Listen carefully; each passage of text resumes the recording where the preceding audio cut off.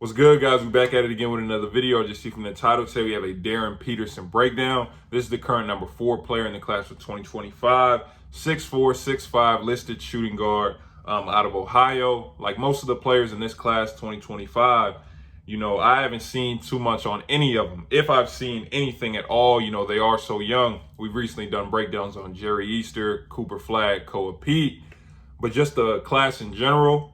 Like, I'm starting to see a level, like a really, really big level of excitement for this class, especially at the top because of the talent. Like, with just Cooper and Koa, these are kids that are already 6'7", 6'8" at 15 years old.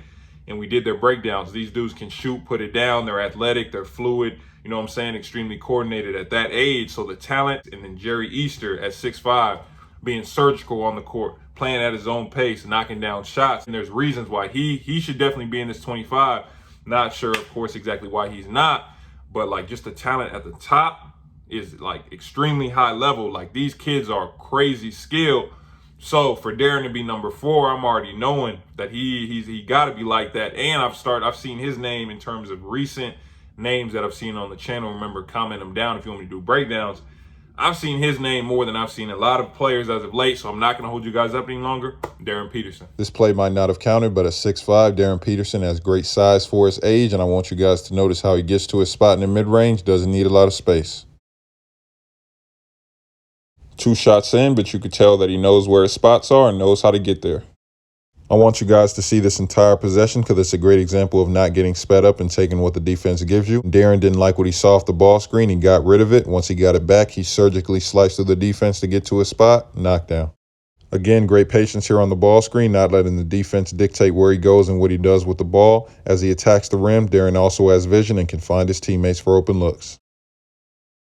Similar possession to earlier, he comes off the ball screen, shows you his handle a bit, didn't like what he saw, so he brought it back out. Darryn doesn't waste many dribbles in isolation situations. He's trying to get to the mid-range pull-up. Though he prefers the mid-range, he can also knock down the 3, and he's not going to waste time. Hand down, man down. Over the next couple possessions, Darryn shows that he can be truly deemed as a tough shot maker. On a majority of these pull-ups, the hand is either there or the defender is getting a pretty good contest on the release point. It looks as though contact doesn't really affect his shot if he gets a good look at the rim. Again, great pace coming off the ball screen, then putting pressure on the big. Contact on the bottom half doesn't seem to matter either. Darryn can also attack the paint and finish when need be. Again, there aren't many wasted dribbles. He's getting where he wants to and converting. Not much to say here. He's deadly in the mid-range. There aren't many 15-year-olds knocking this down. Darryn Peterson. Before we even get into that, I do want to give a little PSA, right? You don't have to be class of 2025. You can be class of 2024. And then, of course, you can be behind that, all the way back to kids that are in middle school, elementary school right now.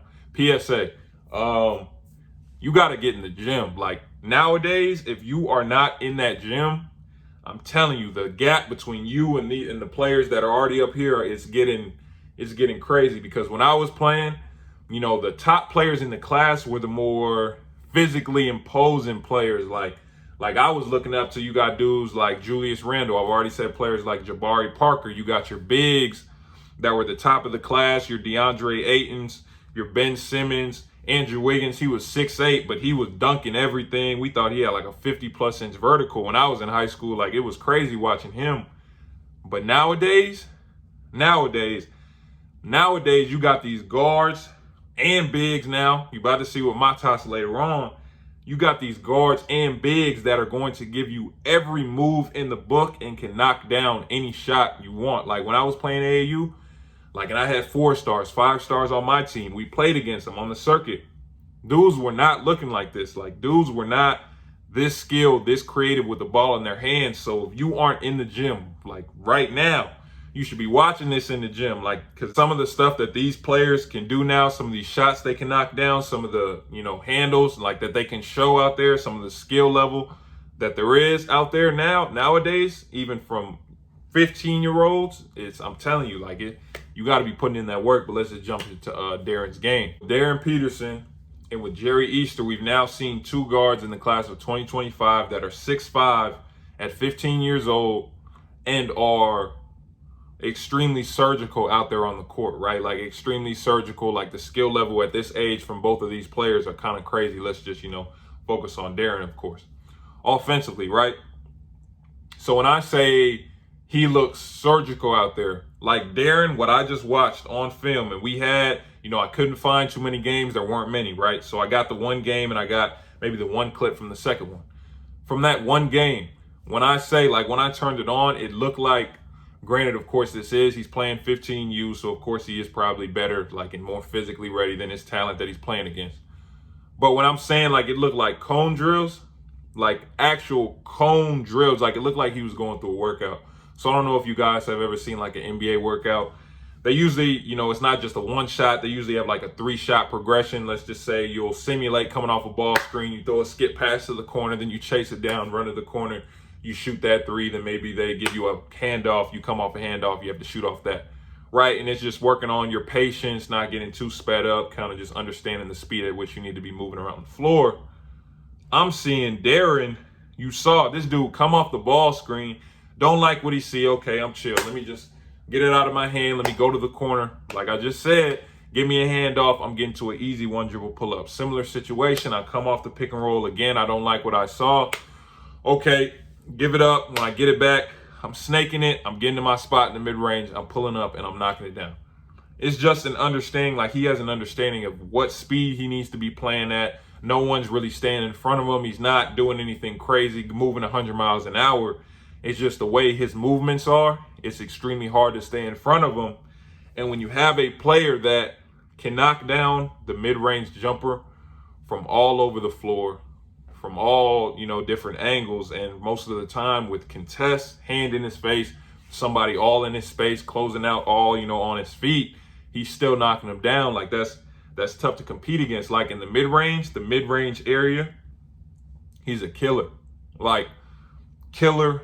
Like we've seen with other players on the channel when I'll say like, yeah, they know where their spots are and, they can get there and they get there and they knock them down. And yeah, those players do that. But I just want you guys to watch in this with Darryn, how it like legitimately is like I'm getting to a certain point on the floor as long as it's in mid-range. That's why I'm saying you can tell he's been in the gym, like, because they say all the time if you shoot the mid-range enough, it's a layup, and he's showing you that because he's knocking it down.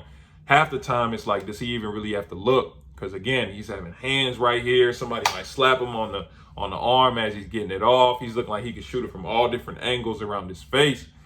That mid-range jumper, like right now, that's like if he can lock in on that and get that to a point where already it's looking like no one can stop it. But again, imagine what it's going to look like a couple years down the line. The 3, if it ain't broke, don't fix it. So if he's scoring so efficiently, so easily from the mid-range, doesn't make sense to him to rely on his 3-point jumper. But I showed you guys he can knock it down. Again, there isn't many waster dribbles with him. He comes down, hand down, man down. You backing up. You want to play the drive, play my mid-range jumper. Okay, I'm not going to waste any time with you, Hezzy. I'm pulling up right in your face. It's a bucket. So he can knock down the 3. Again, the mid-range, game is just so prolific right now. Why would I take that?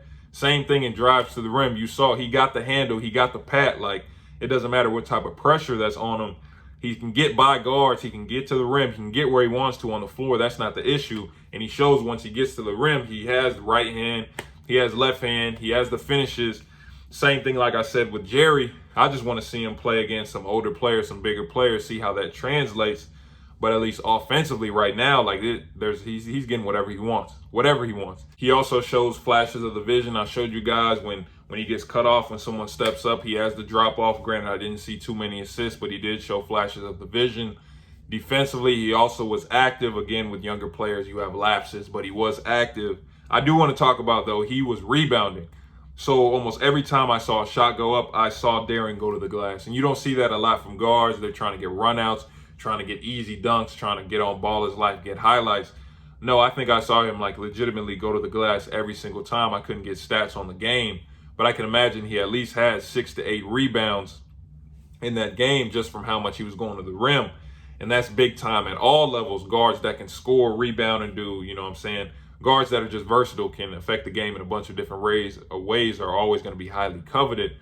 But all in all, again, these are 2025 at the top in terms of talent, skill level at this early in age. At that early in age, the skill level that some of these guys got, like it's kind of crazy, and they're only young. You can't really put crazy expectations on them because they are so young. You're going to have a lot of risers and fallers in the class. So, of course, I can't wait to see where these guys, get to by their senior years. But if they stay in the gym and if they keep working, everybody who I've named, like, the sky's the limit. Like, share, subscribe, turn on post notifications. Appreciate you guys watching. Remember, if you want the one-on-one evaluations, the subscriber breakdowns that go on the channel like these, like this one here, hit the website in my description. Like I always say, appreciate you guys watching. I'll see you guys next time with the next video.